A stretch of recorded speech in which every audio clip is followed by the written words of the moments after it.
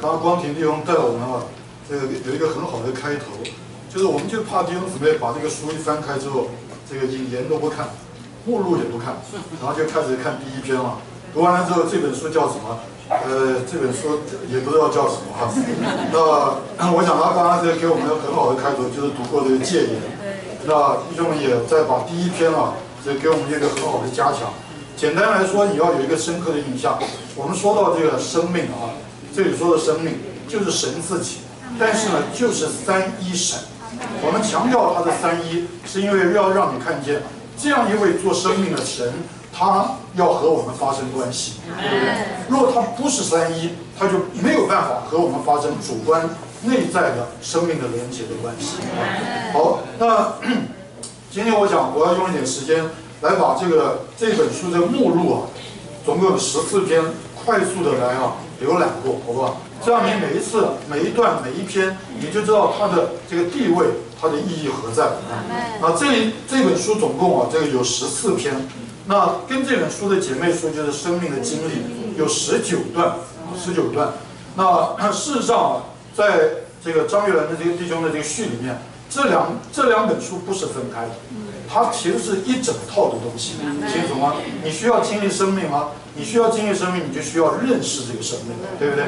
没有一个正确的认识，我们的经历就在瞎摸索，对不对？这叫瞎猫碰死耗，对不对？有的时候忽然觉得今天一切都很顺畅，有的时候忽然觉得今天一切都不对劲，也不知道到底怎么回事。那你说，哎呀，这还不是一样去经历生命吗？但是你要知道，你在黑暗里摸索来经历，你很难正常的生命长大，因为你会花非常多的时间在那里走迂回的路，甚至会岔出去，对不对？所以我们需要先要有正确的认识。这里有14篇这个第一篇到第3篇我们先读一下好吧？这里是一组第一篇何谓生命，第2篇何谓生命的经历，第3篇生命的第一个经历重生。对，那这3篇首先是第一组。那何谓生命？刚刚弟兄们已经点得非常清楚。我们愿意给弟兄姊妹再强调，就是说，我们说到何谓生命，不只是在这里强调这个神的生命才是生命，这是铁定，对不对？这个更在这里，你注意一下这一篇后面讲到这个何谓生命，就强调神的三一了，清楚吗？神是生命，基督是生命，这个生命就是神，生命就是基督，生命就是那灵啊。好，那第2篇呢？何谓生命的经历？也就是说，我们要经历三一神，经历神，经历基督，经历那灵。那我再说，这又不是3个分开的经历。我有的时候是在经历神，我有的时候在经历基督，我有的时候经历那灵。那你把神弄成人格分裂了就没有这回事。你不可能去把它切开，像吃蛋糕一样每天先吃1/3，第2再吃2/3，第2最后再吃3/3。那不是神有问题，是你有问题所以你要很清楚，这里就是经历三一神。但是呢，这里我们特别要强调，这个经历何谓生命的经历，就是经历神自己。我们在主日聚会常常会听见弟兄姊妹起来做见证。你会听见他做的见证那精彩的内容几乎可以编成这个连续剧，对不对呢？好，但是呢，到最后你会觉得有一个缺，它可以有非常精彩的曲折的故事的过程，你也很受感动。可是到最后你会觉得神在哪里？神在哪里？你有许多人生的历练，不一定在其中经历神，对不对？这里有一个很好的定义，就是下一篇。他说什么叫做经历神呢？就是在一切的事情里面，你让神来经过你，你也成为一个经过神的人。当你这样和神之间有一个双向的经过的时候，那个结果是什么？结果就是你里面更多得着神的增长。一个真正宝贵的完整的经历，乃是得着神。这样大家清楚吗？好，那第3篇是很重要一篇。这里说到生命的第一个经历重生，这是非常非常重要一篇。弟兄姊妹千万不要以为说，哎呦这一篇太浅了，对不对？这个所有的人都重生了，这是我们所有基督徒都重生。我怕到今天你不一定认识这个重生到底在你身上是发生了一件什么事。好，那然后这个是头3篇然后这个第4篇到第6篇又是一段，是根据第1篇到第3篇的认识我们往前去哈。然后根据这个重生第4篇，你就要看见重生的什么所得，这都不简单了。然后重生所得我知道了，喜乐了，平安啊，祝福啊，安康啊，更糟一点就是发财啊，买房子啊，股票啊那你真是，我就怀疑你到底重生没有啊？这个重生的所得绝对没有你所想的这么肤浅，甚至近乎迷信。你看我们这个越讲，大家越已经兴趣缺缺，没有人说阿门。那我重生干什么？我重生就是盼望身体平安啊，然后全家福乐，然后然后发大财啊，然后发大财。这个大家心有戚戚焉，不敢说阿门就是重生的所得哈。好，我们拭目以待，好吧？但是你要知道，无论如何，重生的所得，第一个是什么？就是得着神的生命。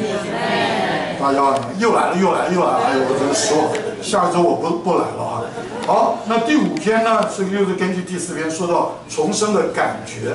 你要知道，如果你得着的是一个生命，这个生命最大的特征就是有感觉。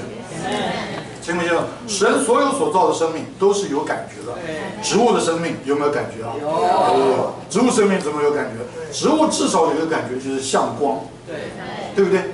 它有感觉，它是有反应的，对不对？然后动物的生命就比植物更高等，所以呢，你看见没？动物的生命那个感觉的敏锐跟丰富，就比植物更多了，对不对？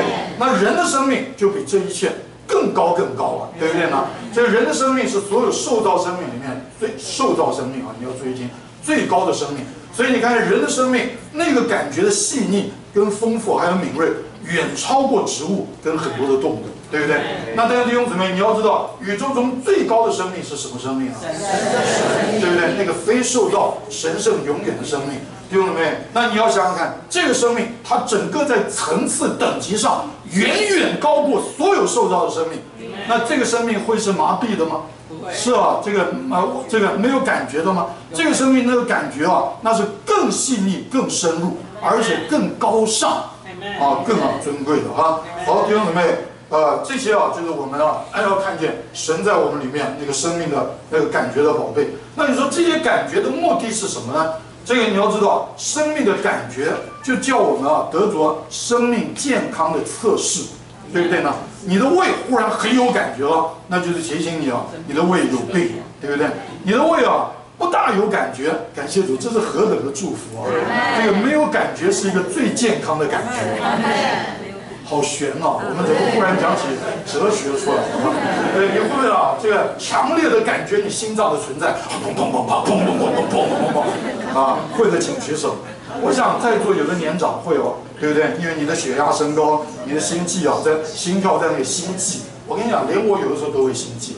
我现在还没很年长，有的时候忽然忽然，然后我就说慢慢来，不要激动啊！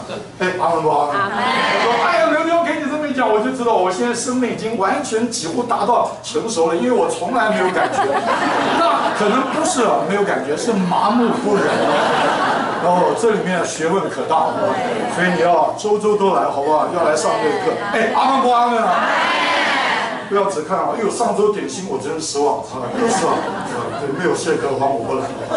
好，生命的感觉就是生命健康的测试，目的是为着下一课第6课，使你能够健康的活在生命的交通中。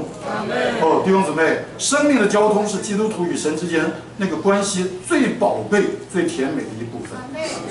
但是你要知道，你怎么能靠着什么来能够维系这个健康的交通呢？你要活在生命的感觉里。你很可能每天早上也把陈医生眼打开，也闭上眼睛，像真的一样，该念的都念了，该读的都读了，懂吗？但是你不一定真的与神交通，因为你很可能早就在你的里面与神之间隔绝了。所以这不是一件小事。你不要以为履行了这些宗教的义务，就活在那个属灵的世界，绝对没有这回事。那你说，那既然这样，早上也不读陈医生，那就一切都完了，那就不用。所以你需要活在生命的感觉里，使你能够健康的活在那个生命的交通中。生命的交通主要就是像血液的流动一样，使我们得救重生之后，能够继续不断的健康的得着神圣生命的供应。好，那第7篇、第8篇又是一组哈。当我们这样来活在生命的交通的时候，你要知道有2个非常诡诈、隐藏的仇敌，常常会叫你受欺骗。第一个就是第7篇这里说的灵的感觉与认识灵。那这一篇里面就提到说，和灵的感觉相对的就是肉体，清楚吗？这个加拉太书那里讲说，肉体与那灵相争，清不清楚？好，所以呢，我们需要这个第7篇其实里面也特别说到，这个我们需要对这个属肉体的那个事要有认识，清不清楚？这个肉体它是大部分是与罪相连的，对不对？若是我们活在肉体里面，不会分辨，罪就成为你与神圣生命交通的阻隔。好，第8篇呢，进一步说到一个更隐藏狡猾的仇敌，就是魂。我们读一下第8篇的篇题，好吧？灵与魂的分别。弟兄们，魂原则上比肉体高尚、雅致许多，对不对呢？但是你要知道，魂可能阻挡你与神交通，比肉体还要厉害。因为肉体它连于这个低下的事，连于罪，你容易有感觉，对不对呢？你很容易对它有感觉，而悔改认罪。但是魂它比肉体高尚，它也比肉体文雅。你很可能活在魂的感觉里而不自知，甚至这个魂的感觉就取代了灵的感觉，听没有？这个肉体是叫你与神之间为敌，魂呢是叫你与灵或者说魂常常不知不觉就要把神给取代了。所以这里说我们也要非常的小心，要认识灵与魂的分别这样大家能够清楚吧？好，第9到第11篇又是一组，我们读一下这3篇的篇题，好吧？第9，第10篇，第11篇。好，当我们这样健康的活在神圣生命的交通中，你就会自然经历一件奇妙的事，你会发现有一个律在你的里面发动运行了。但是呢，这个律你要知道，它不是你里面唯一的律，我们的里面有3个律，懂吗？那你说这里4个律